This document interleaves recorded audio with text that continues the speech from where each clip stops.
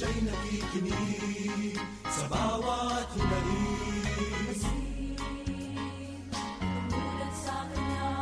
Magandang umaga, bayan. So narito na naman po kami, ang inyong mga kapatid dito sa programang Manalig Ka. At ito nga po ay isang oras na pagninilay at talakayan tungkol sa Ebanghelyo ngayong araw na ito, ngayong linggo na ito. At ngayon po ay nasa ika-8 po tayo ng Pebrero, malapit ng Valentine's Day. At sa kalendaryo ng ating simbahan ay nasa ika-5 linggo po tayo sa karaniwang panahon. Tayo ay napakikinggan sa radyo nating Gimba, 105.3 FM at radyo nating San Jose, 103.3 FM. Tayo rin po ay live na napapanood via live streaming sa www.diocesesofsanjose.org, www.rngonline.org at sa Facebook account ng ating programa www.facebook.com/manaligka2006. Ito po ang inyong palaging kabsat sa Himpapawid, ang paring Ilocano, si Father Bong Romano po. At kasama niyo pa rin po si Maris, isang simpleng kabataan. Sister Weng, Madre Dominicana. One. Ako naman, Sister. Sister Bless, isang Dominicanang madre din. 2. So ngayon ay 4 po kami at mapalad tayo, Maris, dahil kasama natin 2 Dominicana. Malay mo maging 3. Opo, at naririto na naman po kami ang inyong barkadahan dito sa isang programa tungkol sa pananampalatayang programang Manalig Ka. At bago po natin tuluyan ito sa ating programa, ay pangungunahan po tayo ng isang panalangin ni Sister Weng. Sa ngalan ng Ama, ng Anak, at ng Espiritu Santo. Amen.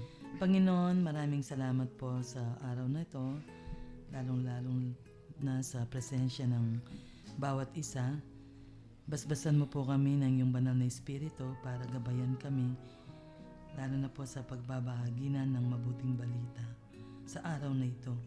Naway maging instrumento kami sa mga taong aming pinaglilingkuran. Ito hinihiling namin sa ngalan ni Jesus na aming kapatid. Amen. Sa ngalan ng Ama, ng Anak, Santo. Amen. Amen. So ngayon naman po yanda natin ang ating mga sarili at pakinggan po nating mabuti ang Ebanghelyo ngayong linggo na ito. Nababasahin po ni Maris.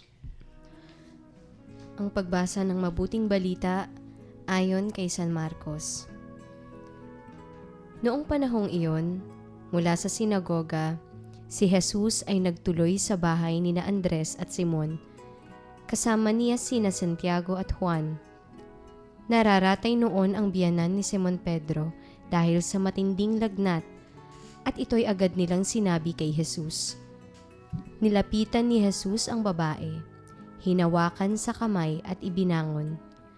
Noon di inibsan ito ng lagnat at naglingkod sa kanila. Pagkalubog ng araw, dinala kay Jesus ang lahat ng may sakit at ang mga inaalihan ng demonyo, at nagtipon ang buong bayan sa may pintuan ng bahay. Pinagaling niya ang maraming may sakit, anuman ang kanilang karamdaman, at nagpalayas siya ng mga demonyo. Hindi niya hinayaang magsalita ang mga ito, sapagkat alam nila kung sino siya. Madaling araw pa'y bumangon na si Jesus at nagtungo sa isang ilang na pook at nanalangin. Hinanap siya ni Simon at ng kanyang mga kasama. Nang siya'y matagpuan, sinabi nila, "Hinahanap po kayo ng lahat." Ngunit sinabi ni Jesus, "Kailangang pumunta rin naman tayo sa mga kalapit bayan upang makapangaral ako roon. Ito ang dahilan ng pag-alis ko sa Kapernaum." At nilibot niya ang buong Galilea na nangangaral sa mga sinagoga at nagpapalayas ng mga demonyo. Ang mabuting balita ng ating Panginoon. Pinupuri ka namin, Panginoong Yesu Kristo. So muli po, magandang umaga nga po sa ating lahat. At maraming salamat sa prayer, Sister Weng, and then sa pagbasa ng ating Ebanghelyo, Sister Maris. So ngayon po ay nasa ikalimang linggo ng karaniwang panahon. At dito po sa ating Ebanghelyo ay pagninilayan nga po natin ng isang pangyayari muli sa buhay ng ating Panginoon. At yung unang bahagi nga po ito, ipinapakita po na pinagaling po niya yung biyanan ni Pedro. So makikita mo po dito yung si Jesus, isang ministeryo po niya, nung siya ay nandito sa atin ay pinapagaling po niya yung maraming may sakit. At ganoon nga po yung nangyari at ganoon din, sabing ganoon pagkalubog ng araw, dinala po sa kanya yung napakaraming mga may sakit pa rin, tapos yung mga inaalihan ng demonyo. And of course, nagagampanan nga po ng ating Panginoon yung talagang pagpapagaling na kanyang ministeryo.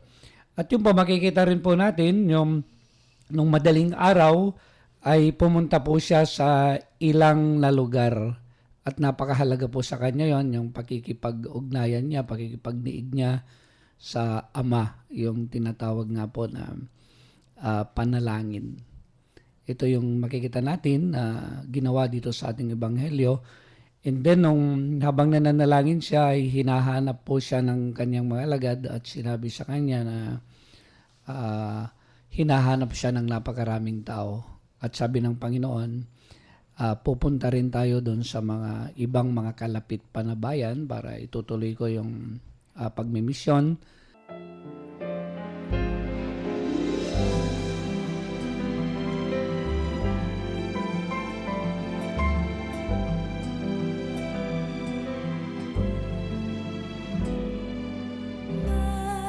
Mayroong araw kahit sumapit na ang gabi, mayroong bituin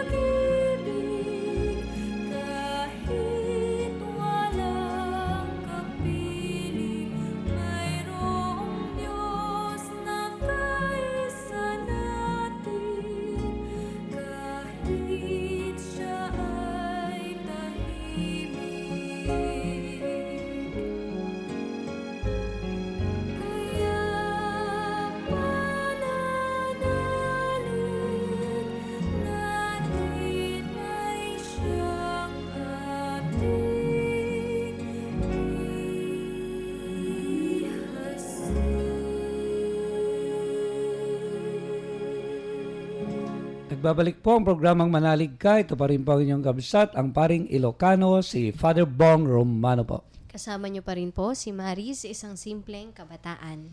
Sister Weng po, Madre Dominicana. At si Sister Bless. Wow! So, ito pang pagninilayan natin ngayon, yung mga pagpapagaling nga po ng ating Panginoon. At sinampulan po niya ng kanyang ministeryo ay pinagaling po niya yung biyanan ni Simon. At ito nakita po nga po niya nung pumunta po sila doon sa bahay nga po nila ay may lagnat, matinding lagnat, ay pinagaling pinagaling ni Jesus yung kanyang biyanan. Hindi ba kasi biro-biroan, di ba, yung palagian sa kultura ng Pilipino ay niloloko tayo na yung kontrabida sa buhay na mag-asawa ay yung biyanan. Pero dito, mahal na mahal ni ni Peter yung kanyang biyanan, ano, at hiningi niya yung pagpapagaling sa ating Panginoon at pinagaling naman ng ating Panginoon. So, yun po, at ito nga po, itong ministeryo ng ating Panginoon na ito, ay makikita mo yung ugali ng Diyos. Yung tinatawag nga po na mercy and compassion. Isang work ng ating Panginoon, yung expression of His ministry sa kanyang ministeryo, isa dito, sister, yung tinatawag na pagpapagaling. Siguro maganda, ito yung pagnilayan natin at simulan natin kay Sister Bless kasi full of kanyan pagpapala. And then si Sister Weng, tapos ikaw, tapos ako. So ganoon na lang po, makinig po tayo sa mga bahaginan namin. Yung punto lang po ay yung makikita mo, yung nangyari dito sa buhay ng ating Panginoon, yung isang ginawa niya sa kanyang ministeryo, yung tinatawag na kanyang pagpapagaling. At ito nga po yung bunga ng tinatawag na kanyang mercy and compassion. Sister. Okay. Magandang umaga sa inyong lahat. Gaya ng napag-uusapan dito sa umagang ito tungkol sa Ebanghelyo ngayong linggong ito, bago ako pumunta doon sa sinasabi ni Father, the mercy and compassion of God, gusto ko munang bigyang konting pananalita lang tungkol doon sa suffering, yung pagkakasakit. Kung minsan kasi, marami sa atin na pag nagkasakit tayo, pag meron tayong naramdaman sa ating mga sarili, kalimitan palagi nating sinasabi parusa ng Diyos. Siguro, kailangan magkaroon na ng pagbabago ang kaisipan na ito kasi ang totoo lang po, hindi naman gusto ng Diyos na nahihirapan tayo. At actually, nalulungkot siya pag meron tayong karamdaman or may nangyayari sa buhay natin na hindi maganda. So, basically po, ang suffering po ay hindi kalooban ng Diyos. Kung minsan po, kagagawan natin, kung minsan po, hindi lang kung minsan, pero kalimitan kagagawan natin bakit tayo nagkakaroon ng ganitong mga sufferings at kahit yung mga sakit,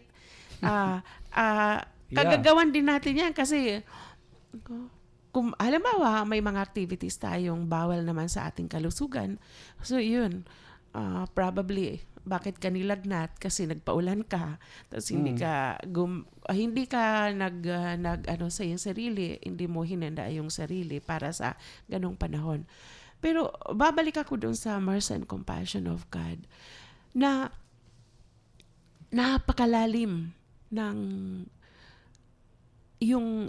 itong kalooban ng Diyos na ipakita ang awa at ano kasi yung compassion sa Tagalog? Malasakit sa ating mga tao. Malalim siya in a sense na yung pinunta niya dito first he came to save us. Na yung itong malasakit at awa at malasakit na ito, kumbaga ito yung trademark ng kanyang buhay. Na siya identified masyado dito na, gaya ng sinasabi ko kanina, hindi siya natutuwa kung tayo ay naghihirap. Kaya nga ang awa at malasakit ng Diyos napakalalim dahil walang sukatan nito. Tayo bilang mga tao, kuminsan ang awa natin ay makondisyon, may hangganan. Kuminsan ang malasakit natin may hangganan. May mga ano yun, may mga parang meron tayong mga kondisyon. O sige, maaawa ko sa iyo basta ganito. Pero ang Diyos wala. Kahit wala tayong gawin, pero ang awa at malasakit na ito ay nandyan. Dahil nga sa napakalalim na kaluubang ito ng Diyos na hindi kayang tarukin ng makataong kaisipan. Yun lang po, Father. Yeah, so maganda no yung dinidiscuss sister na yung suffering. So tandaan po natin ha. Kasi yung iba kung minsan nga meron tayong misinterpretation. Kung minsan sabihin natin sa may sakit, tanggapin mo na yan kasi kalooban yan ng Diyos. Tapos yung sanhi pala ng pagkakasakit niya ng TB ay dahil sa sigarilyo niya. Tama, Father. yung cause pala ng suffering ay ikaw din. Kaya hindi ho automatic na kapag may suffering tayo, ay sasabihin natin na ito ay will of God o yung kalooban ng Diyos. At ito nga, marami yung mga nagagawa ng mga sufferings natin na ginagawa ng natin kung minsan dahil sa cause ng kasalanan o matigas yung ulo. So yung mga ganun po. And then of course yung pangalawa, yung nga po yung dinidiscuss ni Sister, yung tinatawag na malalim na pinanggagalingan ng ating Panginoon yung kanyang malasakit, awat malasakit. Yung unlimited sa kanya yon. So tayo minsan may mga yung nga po may mga kondisyon. Kaya alam niyo sister nga napakagandang i-ignite din ito sa tinatawag na Year of the Poor. Yes. Dahil alam mo kwanto yung formation nating lahat kung paano tayo magkakaroon ng habag talaga sa mga mas nangangailangan ngayon. Kasi nga na sanay tayo, alam mo meron akong ka-sharing na isang pare. One time daw nung anniversary niya, sabi niya doon sa mga PPC niya, pare ito sa si Father Jeremy from Aluminos. Di kasi nga yung Year of the Poor ngayon, sabi daw niya sa PPC niya, ngayon po ay itong anniversary ko po na ito, sabi niya, maghanda po kayo ng isang table na mga siguro, mga 20 ang ikukan. Dahil may special po ako na mga panauhin. Sabi doon niya sa PPC niya sa kung pwede po, bigyan po natin sila ng special na lugar. Maganyan. Ang ginawa naman daw nila, talagang bongga yung table. Yung talagang merong special place na gano'n. At nung daw, time na nagsisharing kami, alam mo, kailangan talaga yung mismo, yung mga kasama natin, yung mga officers natin, at tayo mismo rin na mga pare, kailangan ng formation. At ito yung ituturo sa atin ng Year of the Poor ngayon. Yung maramdaman mo talaga na paano ka totoo na maging malapit sa mga nagsasuffer, sa mga may sakit, sa mga mahirap, sa mga PWDs, mga ganon. Okay, so sister. Yes. Okay. Yung pagbabahagi niyo po. Oo. Ako pag pinag-uusapan ng sakit, no, parang naalala ko tuloy nung nagkasakit ako, no, dahil madalas tumataas ang aking Nako. BP, no. Nako. Actually last year, 2 beses akong na-hospital, Father. No, yung siyempre, bakit ako nagkasakit? Kasi nga dahil kumakain ako ng pig, no? Ng baboy, madalas. So, syempre, tendency, no? Tataas ang aking BP ngayon. Yun, no? Pero na-realize ko, pag kumakain, nag-e-enjoy ako, no? Marami nag-e-enjoy. Pero pag naman nagkakasakit, ako lang, no? Ako yung nagsasuffer, no? So, naisip ko, Diyos ko, sabi ko, talagang mahirap, yung madaling sabihin, pero mahirap gawin, no? Dahil pag may sakit ka, yun, lahat. Doon mo sasabihin na ayaw mo na, no? Dahil nga yung nararamdaman mo, no? Pero syempre, una yon yung, ano ba yung paano ba yung pagpapagaling, no? Sabi nga dito, mercy and compassion. Pero ako, naniniwala ko, mercy and compassion plus, plus faith, yung pananampalataya. Kasi kung wala naman, kahit na sabihin mong, di ba usually ang mga may sakit, mga tinatanong yan kung pag may narinig sila, kahit mga madre, ganyan, may alam silang nakakagaling ng isang tao, pupunta yan, no? Kahit malayo, no? Mga herbalist, mga basta. Kahit na, doctors, gano'n. Pero syempre, kahit na pupunta ka doon, tapos balik ka na naman, may narinig ka na naman. Pupunta ka ulit, no? Pero hindi lang nagtatapos doon, no? Syempre, sabi nga natin, kahit na unlimited yung mercy and compassion ng Panginoon, no? Kung ikaw mismo hindi ka naniniwala na gagaling ka, no? Tsaka yung disposition, napaka-importante kasi yon, yung attitude mo towards sickness, and then yung healing na alam mong pagkakaroon ka nito. So malaking factor din yun, no? Yun po. Yeah, so inaamin po ni sister na kung minsan nagkakasakit po siya dahil sa katakawan niya. At kapag pag binibisita siya siguro, buti nga sa'yo, buti nga. Totoo yun. Kinakanta na yung idalada ka sana. So tignan mo yung mga ganun kuminsan. At yung suffering natin dahil kuminsan yung sa katigasan ng ulo natin. So maganda po yung mga karanasan natin sa mga ganyan. Pero alam nyo yung palagi nating nababanggit yung salitang malasakit. Alam kung pag-aralan mo yung malasakit. Yung sakit niya ay parang nararamdaman mo rin yung malasakit mo, yung parang yung sakit niya ay sakit mo rin. Tingnan mo, ang ganda pala ng salita na yun, malasakit, malasakit. Yung sakit niya ay damang-dama mo rin yung hindi lang simpatya, hindi lang yung sympathy talaga It's empathy. Empathy, yung damang-dama mo rin. So, yun yung naranasan natin nung pumunta si Pope. Yes. Yung sabi niya, nung nakita ko, yung pagdurusa ninyo, nung nakaraang Yolanda, sabi ko kaagad, pupunta ako dyan. Sabi niya, sa Tacloban, sabi niya, medyo late na nakapunta ako, pero ang mabuti, nandito ako ngayon. Kaya makita mo, yung feel nila yun, naramdaman, makita mo yung, nung ikaw nandun sa TV ay umiiyak sila lahat. So, yun yung malasakit. So, okay, bago tayo pumunta sa mag-break, ay pagsalitain muna natin nung si Sister Maurice. Yung sa akin naman po kasi, physically po kasi hindi talaga ako hindi pa ako nakaranas ng grabing sakit talaga. But, yung naramdaman ko po talaga is, emotionally and spiritually, I am very sick. As in, sabi ko nga po, sobrang lungkot ng mga pangyayari na yun. Ilang beses ko na rin po na-share dito yun sa radyo na for almost a year na hindi naman po ako sa hindi nagsisimba, pero I will go to church kasi naging gawin na po namin na buong pamilya kung sisimba kami. Pero I will go to church na hindi ko nararamdaman yung sarili ko sa loob ng simbahan. Lalabas ako ng simbahan na parang hindi ako nagsimba. And I came to the point na hindi talaga ako nagtitake ng ostra, ng body of Christ. Kasi talaga po parang feeling ko I'm very sinful. Parang gano'n. And then, yung mercy and compassion niya na unlimited.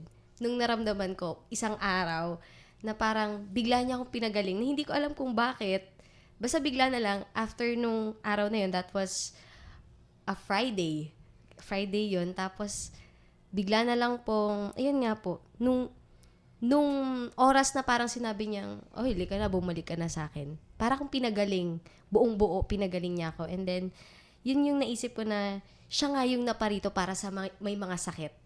Parang ganun. Kasi hindi lang naman po karaniwan sa atin karamihan po sa atin, hindi lang physically yung problema. Mas marami, spiritually yung problema. And yun yung pinakadahilan niya kung bakit siya bumalik. To heal us in all aspects of our life. And yun yung naramdaman ko sa kanya. Na sobrang unlimited talaga nung pagmamahal niya. Sobrang unlimited nung nung awa yung kanyang pagpapatawad. Yun yung naramdaman Wow. ko. Yun. Kasi pag sinabi niya nung panahon po nila, di ba? Pag sinabing may sakit, tapos pinatawad ka na sa iyong mga kasalanan, tsaka siya gagaling. Hindi yun naramdaman ko. Nung pinatawad niya ako, parang doon ko naramdaman na gumaling ako. Ayun. So, wow. So, isang patotoo sa awa at habag at pagpapatawad ng ating Panginoon. So, maraming salamat sa mga binahagi po ninyo at huwag po kayong alis at magpapatugtog tayo ng isang magandang religious song. Babalik po ang programang Manalig Ka.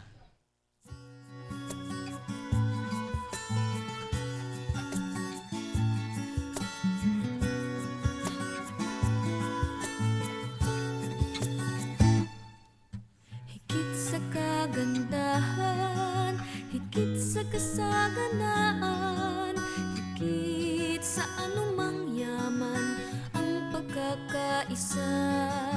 Higit sa isang pangarap, higit sa isang alaala, higit sa isang pamana, ang pagkakaisa.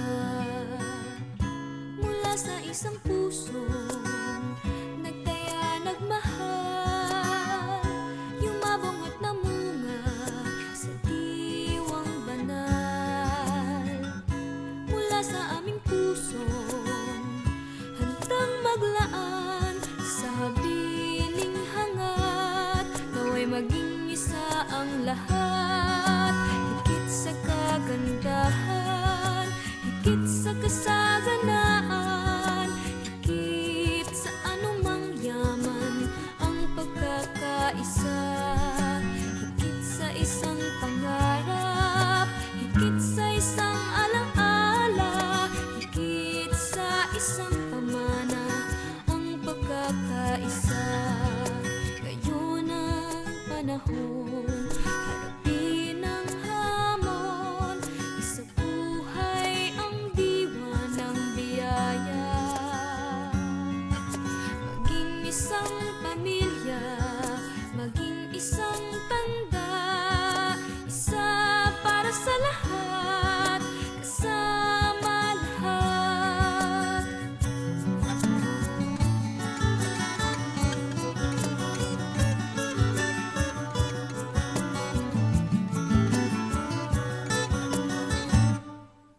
Higit sa kagandahan, higit sa kasaganaan, higit sa anumang yaman, ang pagkakaisa.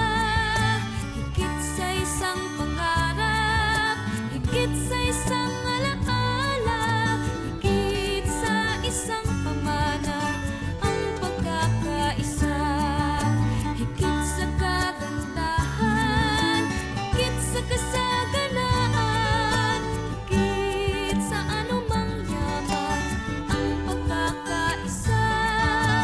Higit sa isang pangarap, higit sa isang alaala, higit sa isang pamana, ang pagkakaisa.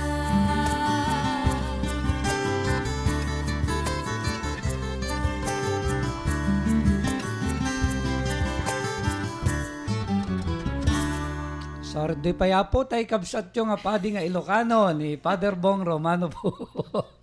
Hoy, huwag kayong tumawa. Sir, Si Maris Ganayo po, Okay. isang simpleng mga kabataan. pangpangan ka rin. Sister Weng, Madre Dominica. At Sister. si Sister Bless. Okay po, maraming salamat.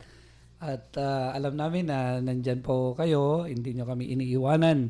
At yung unang bahagi nga po, pinagninilayan natin yung tinatawag na ministeryo ng ating Panginoon. Yung pagpapakita po niya ng ganyang pagpapagaling, nagbubunga po yun ng nanggagaling sa kanyang malasakit, sa kanyang awa at habag. At yung nga po, napakarami po ng mga napagaling ng ating Panginoon. Of course, sabi mo nga, sister, may karugtong pa yun na pananampalataya din ng mga pinapagaling ng ating Panginoon. Alam niyo, bago tayo pumunta sa ikalawang topic, yung tinatawag na prayer, gusto ko sanang mag-catechize muna. Kasi parang, nung nakikita ko yung nagpapagaling yung Panginoon, sabi ko, wow, yung Panginoon, kaya pala may sick call na tinatawag. Kasi alam niyo, ang daming misinterpretation sa sick call. Sabi nila, wag niyong tatawagin yung pare kapag may sakit kasi Mamamatay. mamamatay. Mamamatay Di ba? na. Yung mga pananaw nila, yung mamamatay na. Hindi po. Kaya nga po meron tayong tinatawag na sakramento ng pagpapahid ng langis para ma-heal yung tao physically at saka spiritual na pagpapagaling. Kaya sana po i-promote ninyo yung sick call, yung pagpunta ng pare. At ito po yung nakakatuwa sa Muñoz na ituro po namin. Every Friday, meron po kaming sick call na ganyan at marami po. May inaalagaan po kami.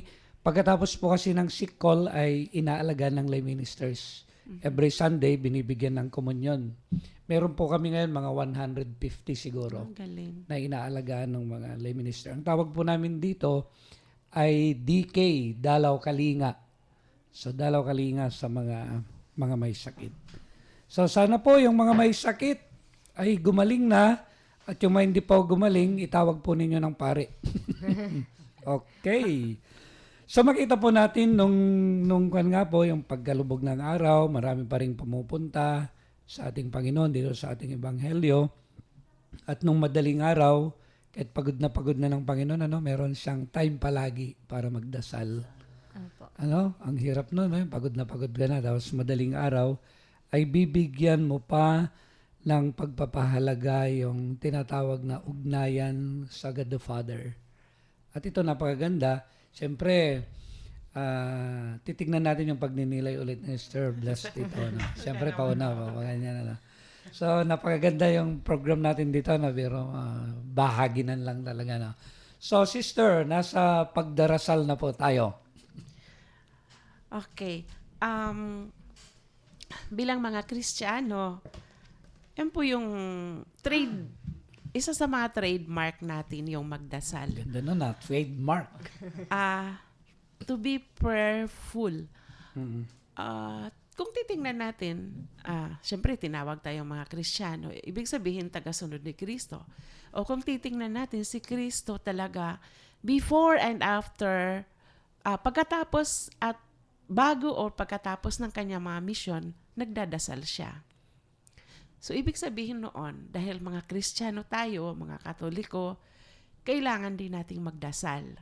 Gaya ng sinasabi ko kanina, ito yung trademark natin. In fact, sa mga religious, katulad namin, at saka kahit hindi katulad namin, pero ang life namin, isa ito sa pillar namin, prayer. Ibig sabihin na, pag wala yung dasal, walang kahulugan, walang kabuluhan ang iyong ginagawa. Na ang iyong ginagawa, ang iyong misyon ay nagkakaroon lang ng kahulugan. At ito ay naitutugma sa Diyos kung meron kang dasal dun. Kung minsan kasi there is the temptation to do things na ginagawa natin yung mga bagay, kaya natin parang maghahambog tayo na kaya ko ito dahil magaling ako. Si Jesus, kahit kaya niya ang lahat-lahat, kahit walang magturo sa kanya, He always pray. He pray before and after His missionary experiences. So, naibig sabihin na, kung wala ang dasal, mahirap talaga ang buhay. Kasi ang dasal, ito yung nagpapatibay sa atin. Ito yung para bang, yung pananampalataya natin sa Diyos, ito yung everyday pinapatibay siya, pinapalakas para mas ang paglilingkod natin sa Kanya mas nagkakaroon ng meaning or nagiging makabuluhan. So, naalala ko nga si Maris kanina, sinabi niya, nagpupunta siya sa simbahan, parang wala lang. Oo, nangyayari ito kahit kanino. Kahit sa akin. Siguro kahit sa lahat mga nandito sa studio na nagsisimba tayo, pero wala lang, nandun lang tayo. So, kailangan din ng effort. Jesus meron palaging effort yon. He will withdraw Himself from the crowd. At alam nyo kung saan siya pumupunta sa bundok. In a lonely place, sinasabi ng Ebanghelyo ngayon. To a lonely place, doon palagi. Kasi kung makita natin yung yung pray at saka yung silence sa prayer na napaka-importante na mag-isa tayo at ang kasama lang natin ang Panginoon. Kahit sa anong gawain natin kahit anong ginagawa nating paglilingkod sa simbahan, kailangan yung dasal. At ang modelo natin, ang Panginoon, siya nga, Diyos, nagdadasal siya. Tayo pa kaya? So napaganda po 'yon kasi nga po yung to make our ministry more meaningful ganon. Kailangan na may kalakip na pagdarasal. Kasi may tendency nga palagi pag naririnig natin na my work is my prayer. At nung una, alam namin parang gano'n kasi halimbawa yung work mo kung naman yun halimbawa para sa Diyos. Halimbawa nagmisa ka, napagod ka ng 5 misa, sabihin mo na yun na valid na yun as my prayer. Pero ang tanong pa rin sa amin, talaga bang nagdasal ka nung nagmisa ka? Talaga bang did you say your mass or did you pray the mass? Kuminsan, di ba, hindi ba kuminsan parang ganun lang, pero napakaganda nga na kami nga po ng mga pari, ganun ang evaluation. Talaga bang nagdasal ka during your mass? O talagang parang ritual lang na ginawa mo? So, yun po, yung napaganda na sinasabi ngayon ng mga paalala sa atin.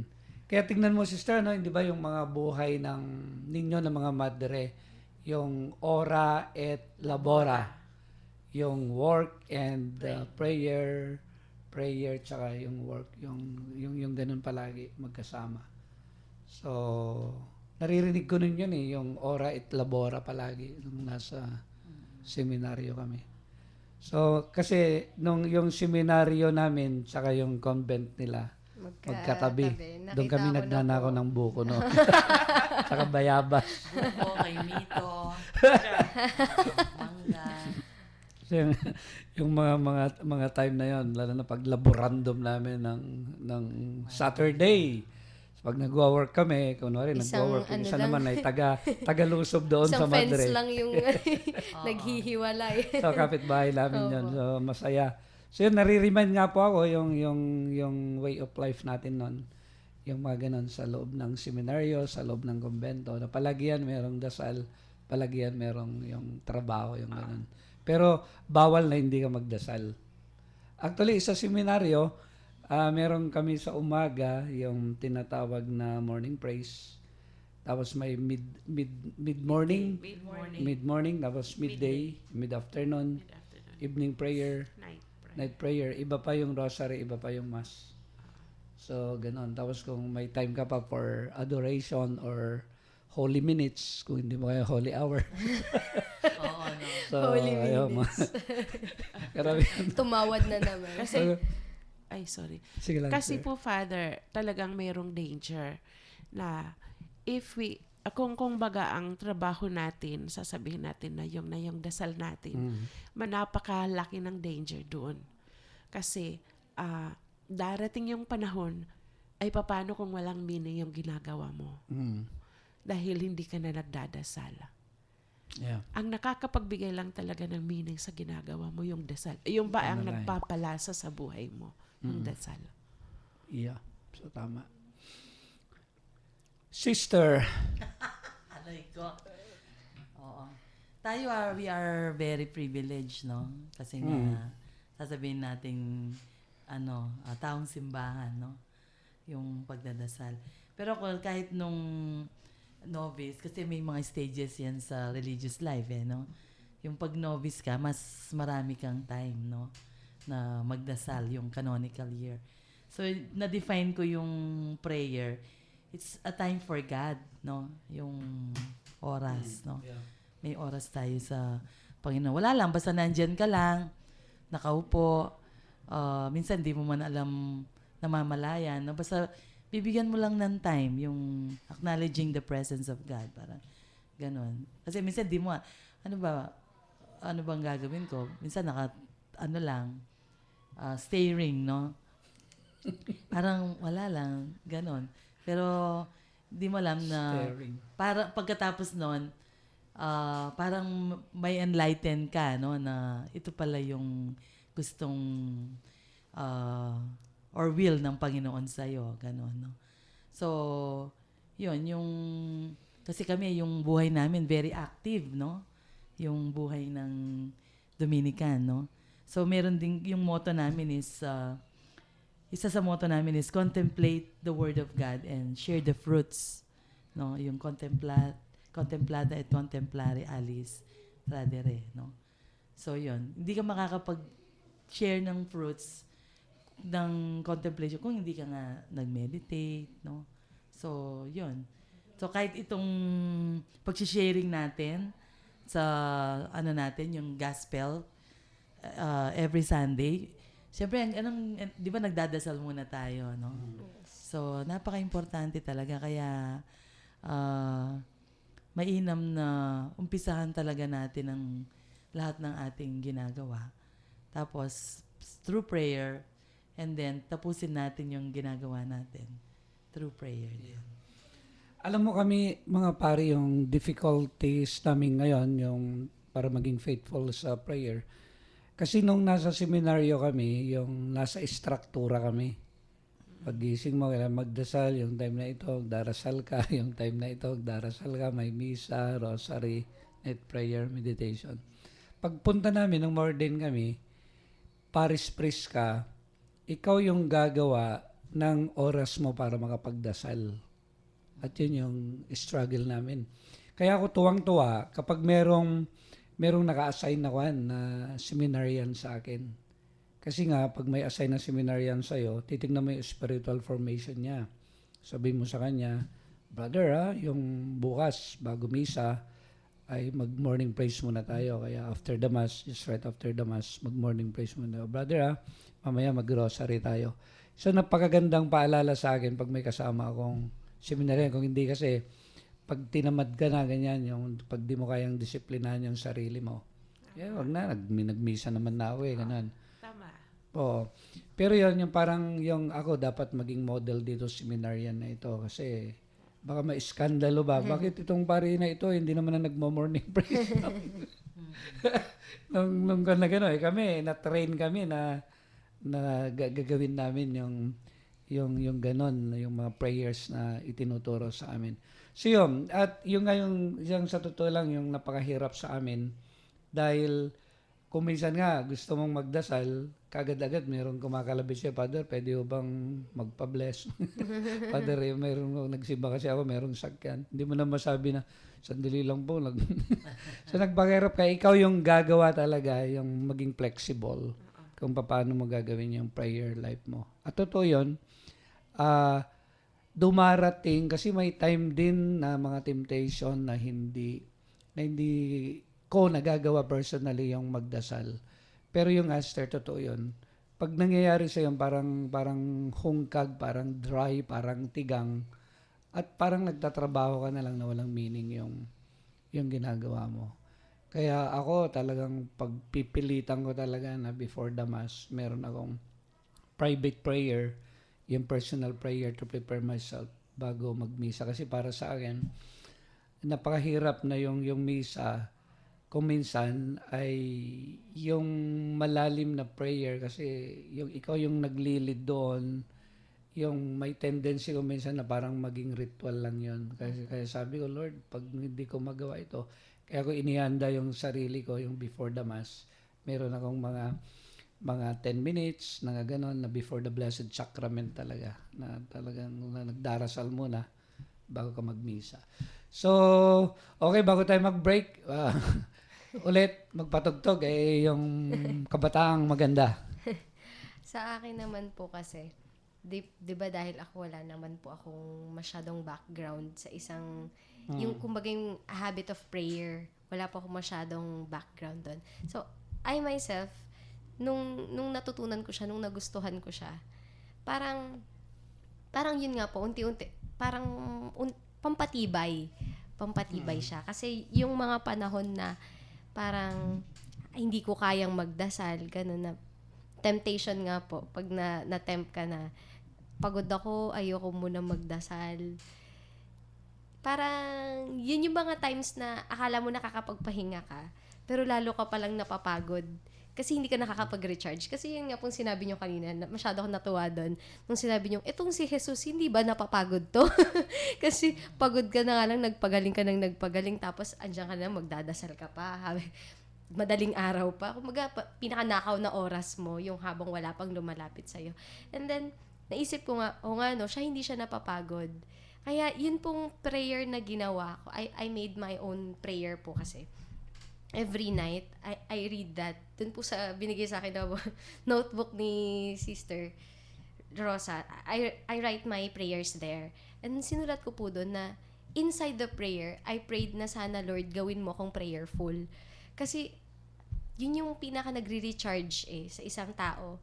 Parang pinakapanlaban sa mga kung anumang evil thoughts, evil na pangyayari sa buong paligid. Kasi nasa paligid lang sila. Pinaka-shield nating mga Kristiyano, yung pagiging madasalin natin. Kasi binibigyan natin ng shield yung sarili nating kaluluwa, na binibigyan natin ng direksyon yung sarili nating kaluluwa sa guidance din ng Panginoon. Kasi we pray na sa prayer din natin, kasama din natin yung Panginoon, hindi lang tayo. Na sana sa prayer din natin, makita natin na it's not really for us. It's not really a time for God. It's a time for us. Kasi binibigyan natin yung sarili natin ng panahon na yung kaluluwa natin, mabuo natin. Parang ganun po. Ayun. Wow. Galing sana maraming kabataan yung gano'n na yung magustuhan nila yung pagdarasal. Tapos maging way of life. At maganda rin yung point mo na sana matuto tayong magnakaw ng oras para magdasal, So, yun, napaganda. So mga kapatid, wag po tayong alis at hindi pa tayo tapos. Magbabalik po ang programang Manalig Ka.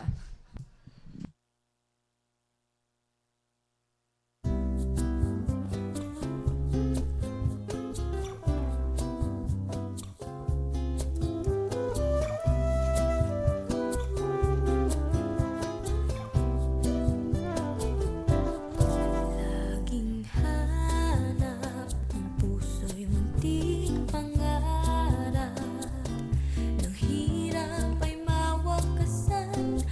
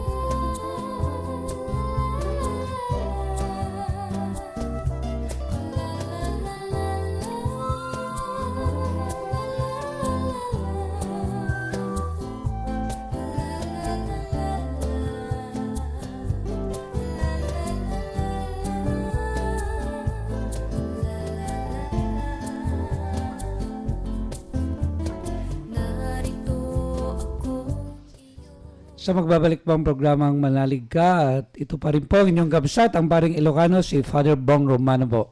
Isang simpleng kabataan po, Mariz. Sister Weng. Si Sister Bless po. So baka pwede po magpakilala po.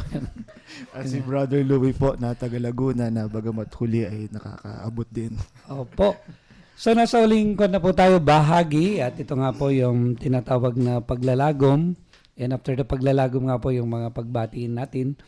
Kanina nga po ay tinignan natin yung tinatawag na ministeryo ng ating Panginoon at marami po ay ginugol niya sa tinatawag na pagpapagaling bilang pagpapakita nga po ng tinatawag na awa at habag ng ating Panginoon. At marami sa pagpapagaling, sabi nga ni Sister Weng ay may component na faith o yung tinatawag po na pananampalataya. At nakakatuwa po meron tayong Diyos palagi na yung may malasakit sa atin. At yun din nabanggit po ni Sister kanina, Sister Bless, na hindi lahat po ng suffering ay kalooban ng Diyos. Kaya ingat po tayo dito. Baka yung mga suffering nyo na yan ay dala lang ng katigasan ng ulo o yung mga masasamang bisyo sa mga sakit po natin. No? Yung kay Sister Weng kanina, yung katakawan niya sa baboy. So yung po na maganda na meron tayong mga pagninilay po na gano'n. And of course, motivation ko rin po kanina, yung healing ng Panginoon. Sana po matuto po tayong magpasikol sa mga pari kapag meron po tayong mga sakit.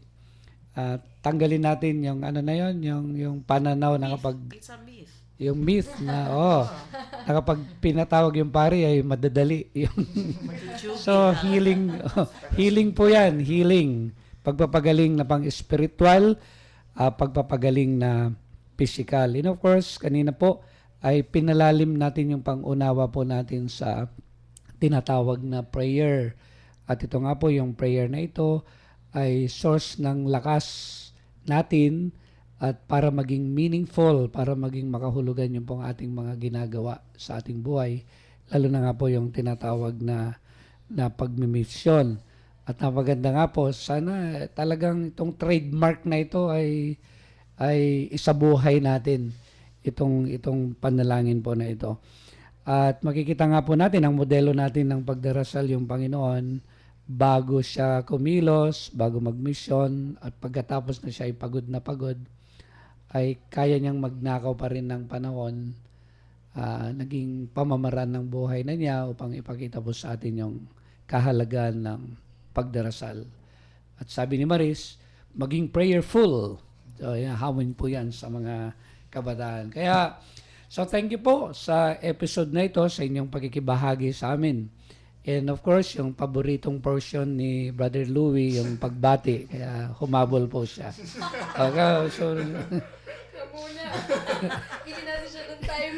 Sige, Brother Louie, bumati ka. Yung paboritong portion po niya, kaya humabol. Maraming salamat po, Father. Binabati ko po kayong lahat sa mga patuloy na tumatangkilik sa ating Manalig Ka at patuloy po tayo manalangin sa bawat isa. So, okay, Maris. Ako po, thank you po sa inyong lahat na nakikinig po ng Manalig Ka. Salamat. But pagbati rin po sa lahat ng kabataan ng ating diocese. Hello sa mga taga St. Joseph Cathedral, sa mga taga Mary Help of Christians, sa mga tatlong nakikinig dyan na hindi naman talaga nakikinig. Si MM, si Ate Lenny at si Ate Madjen. Ayun, at sige, yun, sa lahat po. Hello.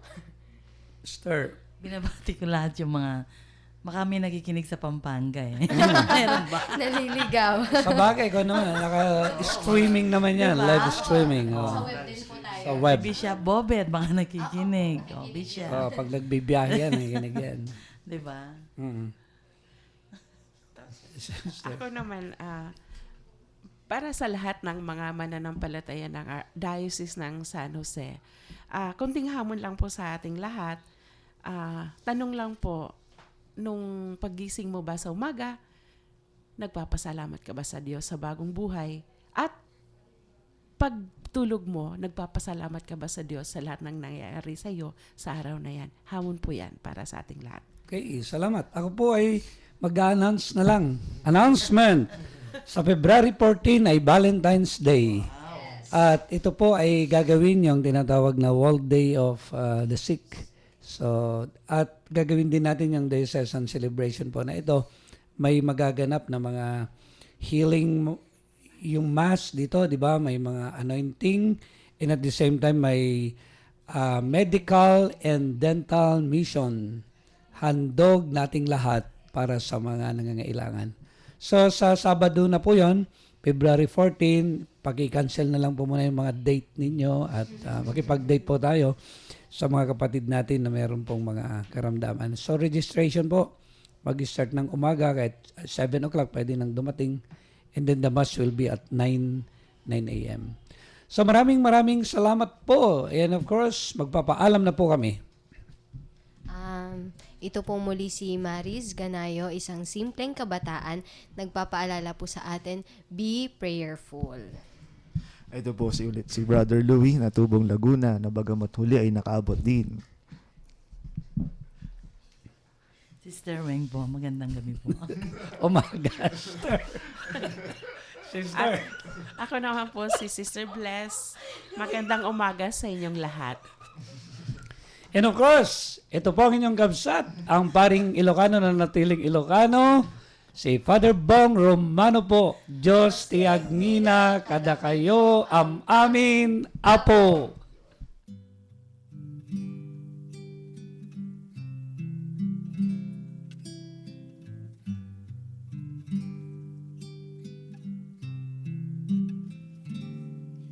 Inoong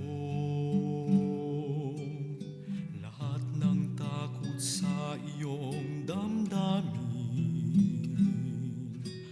Ang pangalan niya lagi ang tawagin at siya'y nakikinig sa bawat hinaing.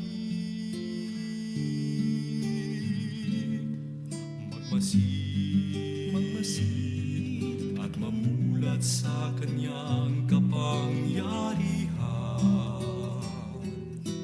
Nabatid mo ba na siya'y naglalaan, patuloy na naghahatid ng tunay na kalayaan? Manalig ka, tuyuin ang luha sa mga mata. Hindi siya panaginip, hindi siya isang pangarap, siya ay buhay.